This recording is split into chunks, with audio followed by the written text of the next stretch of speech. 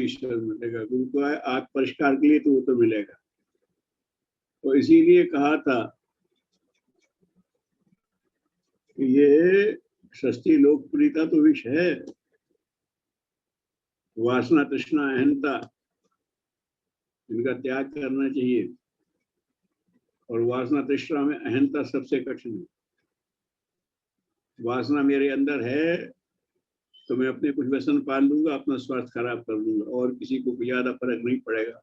मैं किसी की मदद करता हूँ तो नहीं कर पाऊंगा, मेरे प्रियजनों को थोड़ा दुख हो जाएगा, बस उनका स्तर वही का वही रहेगा। अगर मेरी तृष्णा है तो मैं धन ज्यादा इकट्ठा करने की कोशिश करूंगा, 2-4 लोगों का करूंगा, खत्म हो जाएगी। लेकिन अहंता, लोकेशना, यश कामना, ये तो कहते भगवान भी सहन नहीं होता। फिर वो हिरण्याक्ष कश्यप कहते मैं ही भगवान हूँ, कंस कहता मैं ही भगवान हूँ, और कहता भगवान कौन होता है। ये जो बात है, इस बात को ध्यान रखना चाहिए। तो यश कामना, यश नहीं मिल रहा, जो जा रहा है उनको चले ही जाना चाहिए। और जो ये मान करके चलते हैं कि हमें अपने जीवन को परिष्कृत करना है और सीधा भगवान का प्यार करना है, तो जिनकी कामना लौकिक कामना है वो लौकिक कामना नहीं मिली। तो गुरुदेव तो कहा करते थे बेटा, गुरु जी आएंगे दिलवा देंगे, अरे मेरे गुरु ने मुझे बर्बाद कर दिया, मैं तुम्हें ऐसे कर संपन्न बना दूंगा क्या। अरे उसके जागीरदार के बेटे थे, अच्छे खासे उसमें करते थे, निकाल दिया वहां से खड़ा करके, साधना में लगा दिया, स्वतंत्र संग्राम में लड़ा दिया, और ये और ठोक दिया कि अब ये पत्रिका निकाल ये करो, आराम से रहते अपने मजे जिंदगी में। गुरु जी वो करेंगे नहीं बेटा, गुरु का यही काम, व्यक्तित्व का परिष्कार गुरु का काम होता है, उसीलिए वो करता है। कहते थे बेटा काम तो बहाना है, बहाना है काम तो मैं कर लूंगा, तो नहीं करोगे तो और से करा लूंगा, लेकिन काम के माध्यम से ही तुम्हारा व्यक्तित्व परिष्कृत होगा। इसलिए तुम्हें अवसर देता हूं, ज्ञान के काम देता हूं कि तुम ही करो, औरों से भी करवाया जा सकता है। तो ये बस बात ध्यान में रखना चाहिए कि वो तो काम करवा रहा, रगड़ रहा है तो कृपा कर रहा है, यश नहीं मिल रहा है तो बहुत अच्छी बात है। अरे एक विषय बच रहे हैं। गुरुदेव के पहले जीवन दानियों में जो थे वहां उनमें एक थे ठाकुर साहब, कहते थे मुझे लोकेशना नहीं है, मुझे पुत्रेशना नहीं है, मुझे वित्तेशना नहीं है, पुत्रेशना नहीं है, लेकिन लोकेशना है वो मेरा अधिकार है, यश मेरा अधिकार है, मैं क्षत्रिय हूँ, वही ले लूंगा उन्हें।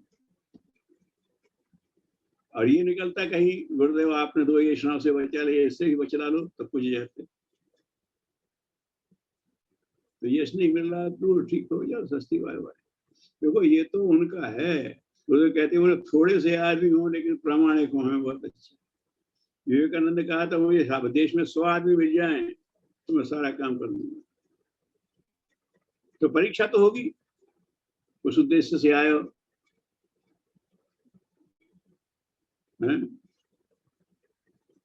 नहीं साहब खूब अनुदान मिल जाए। गुरुदेव ने सुनाया था कहीं, हम उसका बढ़िया एक नाटक बना के भी करते थे कि लैला का अनुदान। लैला मजनू का किस्सा सुना होगा। लैला राजकुमारी थी, मजनू फिरता था पक्का, प्यार उसका सच्चा था, दीवाना रहता। तो मैं वो लैला उसके लिए प्रकारांतर से इंतजाम कर देती। तो उन्होंने कहा कि भाई ऐसा करो कि बेचारा ऐसा कर दें से, तो उन्होंने कहा अच्छा ठीक है ऐसा करो कि मजनू को जरूरत की चीजें समय मिलती रहें, ऐसी व्यवस्था कर दो। अब जब मजनू को कौन लैला दे रही है तो तमाम मजनू पैदा हो गए, वो भी लैला लैला कर ले, उन्होंने दिया। फिर उसने कहा कि साहब आपने कहा तो मजनू बहुत से हो गए। तो बोले असली मजनू को दो, और बोले हम कैसे जाने। उन्होंने कहा अच्छा एक काम करो, अपनी दासी को भेजा, उसे कह देना कि लैला के पेट में बहुत जबरदस्त दर्द है, और उसने कहा कि एक वैद्य ने कहा इसका उपचार है कि मजनू का खून मिल जाए तो वो मैं इसे चढ़ा दूं, खून की कमी हो गई है लैला, और मजनू का खून चाहिए, जो खून दे, जो मजनू देगा सो कर दे। तो सब बहाना कर करके भाग गए जब खून देने की बात आई। असली मजनू रह गया। क्या कहा? तो बोले कर मेरे शरीर में तो सारा खून लैला के लिए है, कितना चाहिए? इतना। उसने स्वयं नस काटी और भर दिया कटोरा और दबा के बैठ गया। जाओ, और कभी पड़े तो और मांग लेना।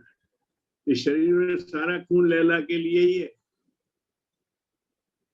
तो लैला के अनुदान पाने के लिए तो लैला लैला करते हैं, और जब खून देने की बारी आती तो भाग खड़े होते हैं। इसका बढ़िया सही नाटक हम अपने जब प्रशिक्षण करते तो उसमें करवाते थे लोग। असली मजनू, अरे मजनू बनना है तो असली मजनू बनना यार, बाकी बात होती है। तो मेरा कहने का यही मतलब है कि भगवान के जो करती यश नहीं मिल रहा है तो कोई बात नहीं। पावन यश की पुण्य बिन होए, तुलसीदास जी ने लिखा कि पावन यश तो तब मिलेगा जब पुण्य अर्जित करोगे, और नहीं तो जो यश मिलेगा अपावन यश है, फूलों के इश्ना है। तो पावन यश पुण्य, पुण्य कमाओ, गुरु पुण्य कमाना सिखा देगा, और बिना मांगे यश मिलेगा, जो कर रहे हैं उनको मिल रहा है। क्षेत्र में ऐसे ऐसे लोग, उनकी कोई हैसियत नहीं, लेकिन वो गायत्री परिवार काम कर रहे हैं, लोग उनको बड़ा सम्मान देते हैं। उस समय जब अयोध्या कांड चल रहा था, तरह की बातें आई, और वहीं उधर कहीं उन्हें वो कर्फ्यू लगा था और एक जा रहा था, एक सिपाही लगा होगा तो कमांडर बोला उसे जाना, तो उसे कोई कुछ नहीं कहेगा। वो रोज जाता है मंदिर में, पूजा करके चला आता है, और कोई नहीं कहता उसे, वो मिल रहा है। तो भगवान का करना है, तो इसलिए जो है उनको उन पर चलाया जाना चाहिए। जो व्यक्तित्व परिष्कार के लिए आए हैं, उनका व्यक्तित्व का परिष्कार का गुरुदेव रास्ता बनाएंगे। और वो शरीर से नहीं है तो भी जो लोगों से मैंने कहा, पहले भी कहा था कि 90 में शरीर छोड़ दिया गुरुदेव ने, 32 साल हो गए। 32 साल से जो लोग सक्रिय हैं उन्होंने भी गुरुदेव को देखा नहीं, लेकिन किसी को गुरुदेव का अभाव महसूस नहीं होता। ये उनकी चेतना का प्रभाव। वो चेतना रूप में है, विचार रूप में, आदर्श रूप में, उनका अनुगमन करो, उनके अनुदान पाते रहो।